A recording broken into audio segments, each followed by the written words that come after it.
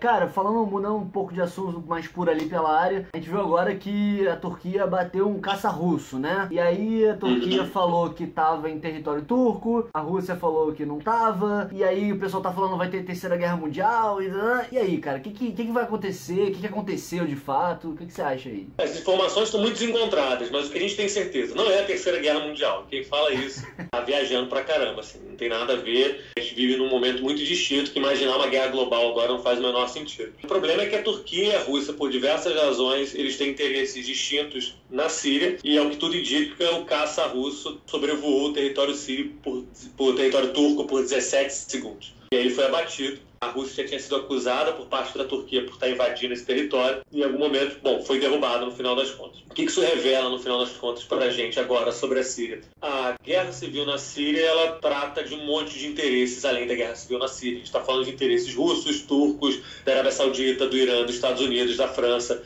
Um monte de gente tem interesse por lá. E esses interesses, às vezes, vão ser conflitantes. E aí, em alguns momentos, os seus interesses, as interpretações de como lidar com o conflito vão entrar em choque. E aí você vai ter esse tipo de momento. O que eu acho que vai acontecer? É difícil fazer previsão. O Putin já anunciou, nesse sábado agora, dia 28, se eu não me engano, de novembro, o aumento de sanções para a Turquia. Então ele vai retirar alguns benefícios de importação, de compra, né, de material turco. Durante muito tempo, a Rússia, nos últimos 3 anos, na verdade, ela tem dado muito dinheiro para a Turquia através do turismo. Está falando de quase 3 milhões de russos que visitam a Turquia. Isso eles ganharam benefícios para poderem ir para lá, como suspensão de visto e coisas parecidas. Isso vai encerrar. Então, por um lado, a gente vai ter uma certa separação da Rússia com a Turquia. Mas, por outro lado, a Rússia continua vendendo gás para a Turquia, vendendo muito gás.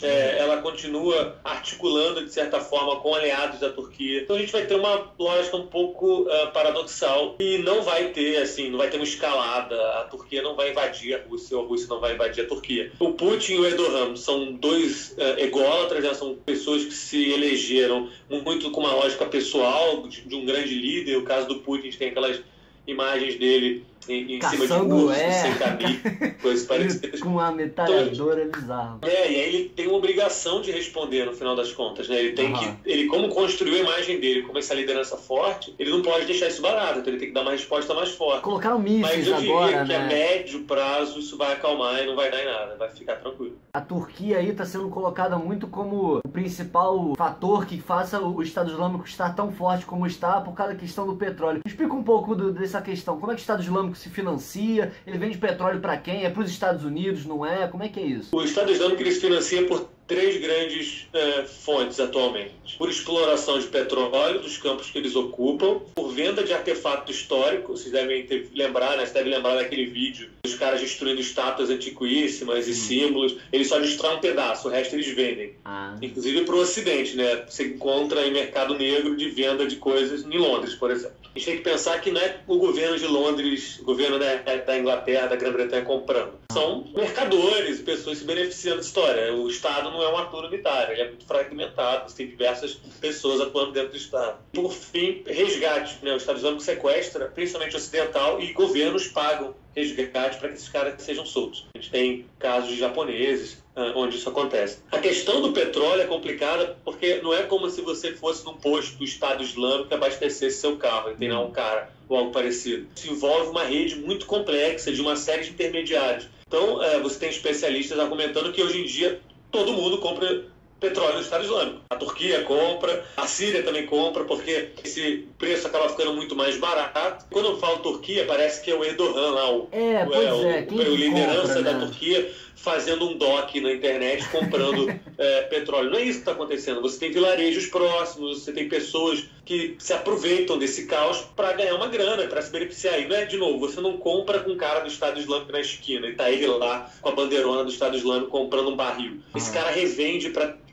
uma pessoa que revende para outra e você tem uma rede, um complexo, uma constelação e no final um monte de gente se beneficia. E ao que tudo indica, né, é muito difícil fazer essas afirmações, está falando de um campo de guerra, de um caos danado. A Turquia, pessoas dentro da Turquia compram esse tipo de combustível, pessoas na Síria compram. Durante muito tempo, a gente teve também o financiamento do Estado Islâmico por parte de pessoas do Golfo, né, da Arábia Saudita principalmente, o que cria ainda mais um caos, porque a Arábia Saudita é um aliado norte-americano. Então, você tem um aliado norte-americano, a Arábia Saudita inclusive bombardeia o Estado Islâmico, mas também pessoas dentro da Arábia Saudita, milionários, acreditam que o Estado Islâmico é uma parada bacana e dão dinheiro para eles. Então isso vira um caos no final das contas. Você tem ao mesmo tempo um bombardeio e o financiamento. É um caos, é uma zona. Aí tem essa questão, né, dos Estados Unidos. O pessoal fala, tipo, Estados Unidos criou o Estado Islâmico. O Estado Islâmico é um braço foi criado pela CIA e tal. O que disso é verdade? O que não é? Como é que é essa relação dos Estados Unidos com o Estado Islâmico? Eles não criaram e fundaram o Estado Islâmico. O Estado Islâmico, um pedaço dele, são de pessoas que participavam do governo de Saddam Hussein. E quando os Estados Unidos invadem o Iraque em 2003, ele tem um programa muito bizarro chamado de desbaatificação, que é tirar o partido Baath, que era o partido de Saddam Hussein do poder. Isso envolve, inclusive, o exército. Então você tem, em 2003, quando os Estados Unidos entram no Iraque, uma série de oficiais do exército sendo mandados para a rua, sem nenhum tipo de benefício. Esses caras, no futuro, vão fazer parte dos grupos que vão formatar o Estado Islâmico. Então, quando a gente fala, os Estados Unidos criou o Estado Islâmico, também não é o Obama sentado numa mesa pensando, não vou criar um grupo fundamentalista, mas foi governos norte-americanos, mais específico do George W. Bush, com uma série de políticas no Iraque que lançou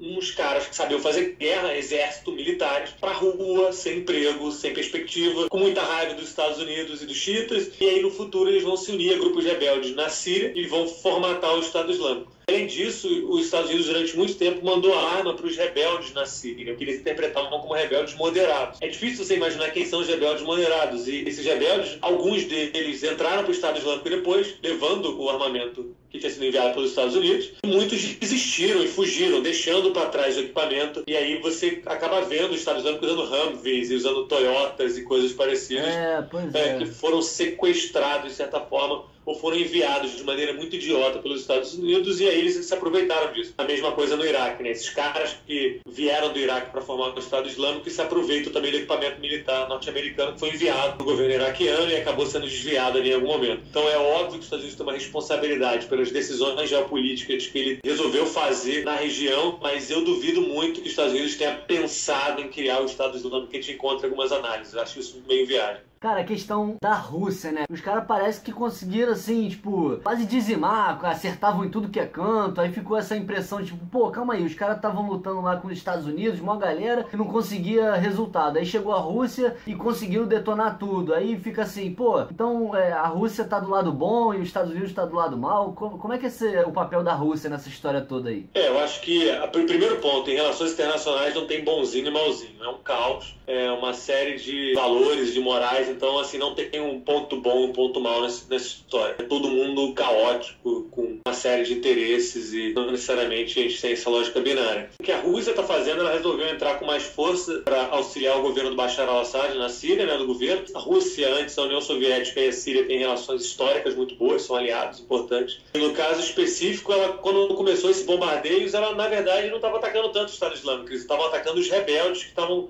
próximos ali de Damasco, na parte leste do país, na parte oeste, perdão. Durante muito tempo os russos bombardeavam esses rebeldes, que não tinham nada a ver com o Estado Islâmico. Em algumas áreas os russos estavam bombardeando e fizeram ataques mais expressivos. Os russos têm um benefício muito grande, porque eles estão lutando em conjunto com o governo da Síria. Então eles conseguem coordenar melhor, eles têm uma inteligência melhor em solo, né? Eles têm informações melhores. Então, grande parte dos ataques melhores sucedidos nos últimos meses foram feitos pelos russos. Mas eles não necessariamente são os únicos enfrentando o Estado Islâmico e não são necessariamente estão fazendo o maior estrago contra o Estado Islâmico, até porque eles estão atuando principalmente contra rebeldes, contra outros grupos que não estão ligados com o Estado Islâmico, grupos que estão ameaçando o governo do Bashar al-Assad. Tem enrolado aí na internet algumas coisas sobre a Síria, falando do governo do Assad, né? Que o governo do Assad era um governo muito progressista na região, era bastante laico, que respeitava as diversas religiões ali na área e tudo mais, e que isso representa uma ameaça ao Ocidente, aos Estados Unidos e à Europa, e aí os caras precisavam criar uma guerra ali. O quanto de verdade tem nisso? Como é que é essa história aí? Não, isso é balela. O governo, inclusive, do Assad tinha relações muito boas com a Europa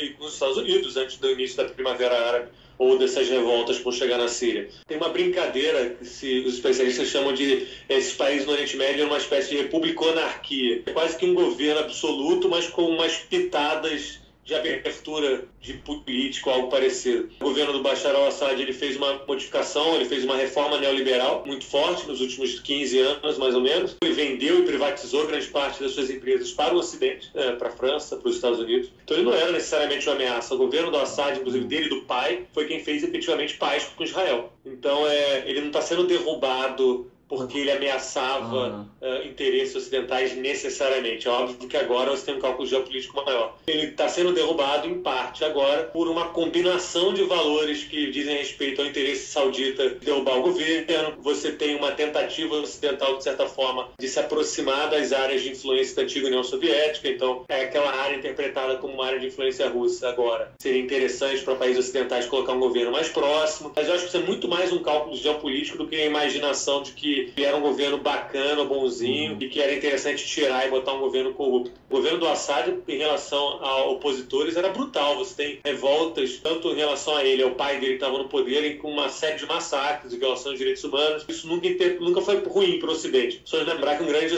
aliado dos Estados Unidos na região é o governo da Arábia Saudita, que é um governo absurdamente violador de direitos humanos, algo que vai. Só pra finalizar aqui então, cara, dá uma dica aí pra galera, porque às vezes a gente fica assim, por onde a gente vai se informar? A gente vê a Globo, aí não acredita na Globo, aí vê os meios de comunicação tradicionais, aí fala, não, isso é bobagem. Como é que a gente consegue se informar legal sobre o que tá acontecendo lá? Quais meios você indica aí? A primeira premissa é de que ninguém é neutro, né? E eu acho que os melhores canais de informação são aqueles que de princípio já falam que não são neutros. Você, por exemplo, deixa muito claro como alguém que produz informação de que, olha, eu tenho o meu lado, esses aqui são os meus valores, essa é a minha moral, se você gostou deles, tá aqui. Se você não gostou, a gente pode dialogar, mas nós não somos neutros, né, como agentes políticos. Então, a melhor saída para mim é sempre usar o maior número possível de fontes e informações, tentar bloquear ou algo parecido. Então, eu gosto muito da Al Jazeera, né, que tem aí na internet em inglês para ver o que está acontecendo. A New Yorker a revista norte-americana, tem boas matérias sobre isso. A The Economist. Você tem uma série de blogueiros, Mark Lynch, Juan Cole, uma série de caras que você pode procurar na internet aí, que te ajudam a ter essa ideia. Posso fazer um jabá aqui, se quiser me procurar no Facebook, tem lá em aberto. Eu escrevo sobre o Oriente Médio, estou sempre tentando fazer uma série de comentários. E aí, assim, não se prenda a um cara só. Tenta entender as múltiplas verdades e interesses dos séries de analistas e aí tenta pegar suas interpretações, tenta entender o que está acontecendo no final das contas. A gente se aproxima, muitas vezes, obviamente, de pessoas que a gente interpreta que estão vendo o mundo de uma maneira que nos é cara, né? E talvez respeitando direitos humanos, direitos de pessoas, de minorias, né? Mas não é neutro. E é bom que a gente tenha essa consciência de que não tem neutralidade, que a informação ela é sempre produzida com valores, com morais. Para resumir a história, leiam o máximo possível, até se for o caso, leem a Veja para entender o que grupos mais conservadores estão falando, por mais triste que seja. O pior que seja, né? Faz um denominador comum no final e tenta entender o que está acontecendo no final. Resumindo, vejam os Mortadelas que vocês vão estar bem informados. Fernando, obrigado aí pela entrevista. Pois é, quem quiser acompanhar, a gente vai deixar o link aí da página do Fernando. Ele tá agora na Globo News com um blog lá, fala durante a semana lá, não é isso? Isso aí. Tá lá, minha página no Facebook, as partes públicas são comentários sobre isso. Podem olhar lá, comentar com educação, senão eu deleto mesmo, eu sou ditador na minha página. Estou à disposição. Precisamos de alguma coisa, só falar, pra mim é um prazer. Então demorou. Obrigadão, Fernando. Até mais então. Falou, até mais. Então é isso, galera. Se vocês gostaram do vídeo, se inscrevam no canal, curtam aí, compartilhem, façam o que vocês quiserem. E fiquem ligados aí que a gente tá sempre falando sobre esse assunto aqui dos Mortadelas. Então é isso aí. Até mais, um abraço. Valeu!